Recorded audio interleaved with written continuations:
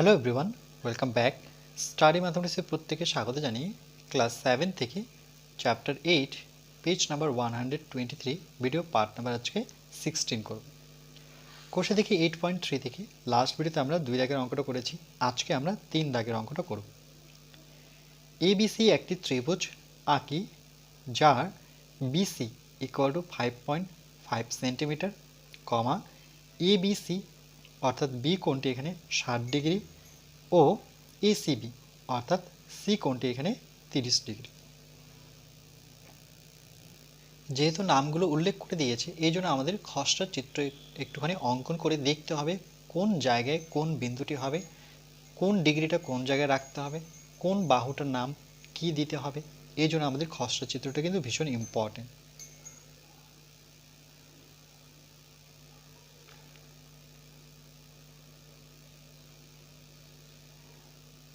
খসড়া চিত্র এটা স্কেল আর পেন্সিল দিয়েই করবে। আমি পেন্সিলের জায়গায় পেন ব্যবহার করব। যে কোনো মাপ নেব, নিয়ে একদিকে বি আর একদিকে সি অর্থাৎ বিসি একটি রেখাংশ, সেখানে 5.5 সেন্টিমিটার। আর এখানে দেখো 60 ডিগ্রি কোথায় আছে, বি ডিগ্রি মানে কি বি কোণে, কেন কি মাঝখানে যে আছে সেটাই কিন্তু কোণ। তাহলে বিতে 60 ডিগ্রি কোণ অঙ্কন করতে হবে এখানে, আর সিতে অর্থাৎ এখানে 30 ডিগ্রি কোণ অঙ্কন করতে হবে। কোণ অঙ্কন করে এটাকে যুক্ত করলে কিন্তু আমরা একটা ত্রিভুজ পাবো।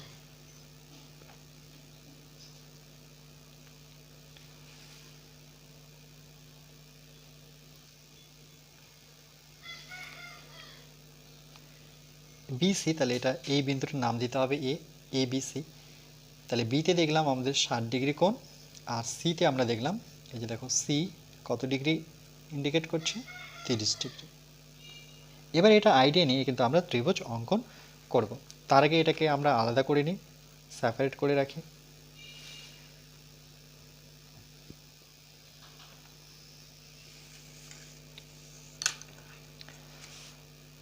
প্রথমে 5.5 সেমি, এবার কিন্তু আমরা স্কেল ব্যবহার করব আর পেন্সিল।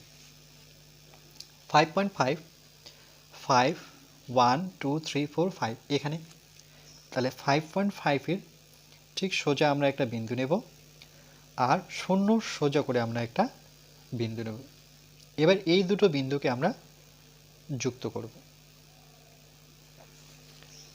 সেটা হবে বিসি। তাহলে একদিকে এই বিন্দুর নাম দেব বি, আর এখানে এই বিন্দুটার নাম দেব সি, সেটা হচ্ছে 5.5 সেন্টিমিটার অর্থাৎ সেমি। এবার যে কোনো মাপ নেব স্কেলের সাহায্যে, যে কোনো মাপ নেওয়ার পর এখানে দেখো প্রথম যে বিন্দুটা আছে সেটা কি বি। তাহলে এখানে একটি বিন্দু নিয়ে সেটার নাম দেব আমরা বি। তারপরে আমরা সি কি করে পাবো, সেটা হচ্ছে 5.5 সেমি আমরা কেটে নেব। তাহলে সিতে কাটা রাখবো আর পেন্সিল নিয়ে আসবো বিতে। এবার এর মাপ নিয়ে আমরা বিতে কাটা বসাবো, আর পেন্সিল কিন্তু আমরা এখানে বসিয়ে এটাকে কাটব। কেটে এর নাম দেব সি, তার কারণ আমরা খসড়া চিত্রে জেনে নিয়েছি যে কোনটা বি কোনটা সি। এটা হচ্ছে 5.5 সেমি। এরপরে দেখো 60 ডিগ্রি কোণ অঙ্কন করব বিতে। খসড়া চিত্র থেকে দেখতে পাচ্ছি, তাহলে বিতে আমাদের 60 ডিগ্রি কোণ অঙ্কন করতে হবে। এই জন্য আমরা কি করব, পেন্সিল আর কম্পাসের মধ্যে দেখো যেমন ইচ্ছে তোমরা একটা এর দূরত্ব নেবে। নেওয়ার পরে এখানে আমরা কাটা বসাবো বিতে, আর এখানে একটা চাপ নেব। যেই মাপে আমরা চাপটা নিলাম সেই মাপ নিয়ে দেখো এখানে কাটা বসাবো, কাটা বসিয়ে এই চাপটাকে কেটে নেব। এই দুটো চাপ যেখানে ছেদ করলো সেখান থেকে বিকে যদি যুক্ত করে দিই তাহলে 60 ডিগ্রি, মানে একবার কেটে নেওয়া মানে সেটা 60 ডিগ্রি বোঝায়।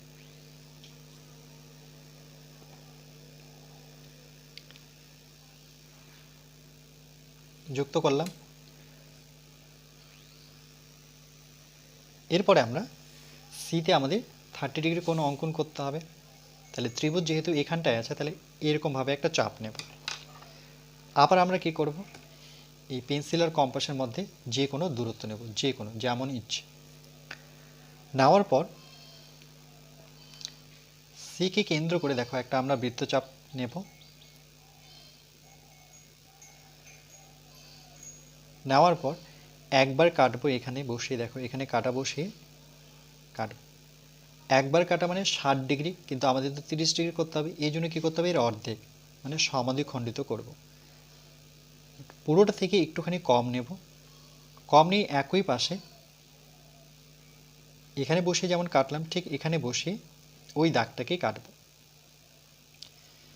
এবার এই দুটো চাপ যেখানে ছেদ হলো তার সাথে আমরা সিকে যুক্ত করে নেব।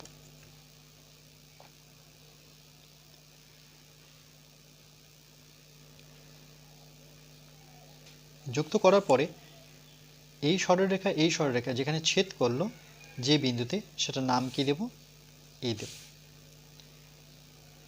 তাহলে পেয়ে গেলাম এ বি সি একটি কি ত্রিভুজ, আর এটা হচ্ছে 30 ডিগ্রি। এখানে এই লাইনটা মনে রাখবো, অনেকবার আমি লিখে দিয়েছি, আরেকবার লিখে দিচ্ছি, সমদ্বিখণ্ডিত।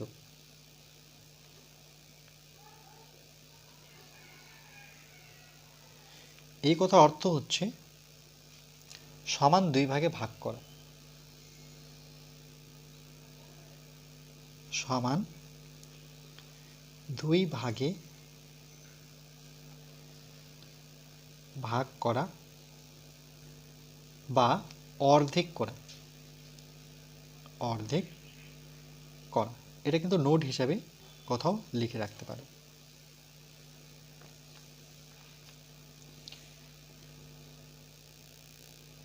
তাহলে পেলাম, বা এইভাবে লিখতে পারি, এ বি সি একটি ত্রিভুজ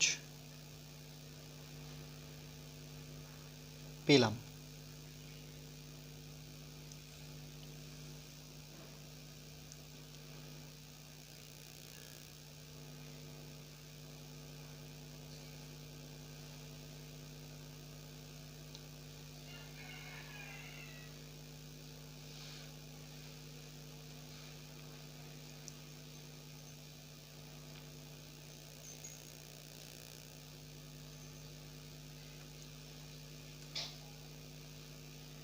এরপর আমরা পরবর্তী পার্ট নাম্বার 17-এ ম্যাথ নং 4 করব।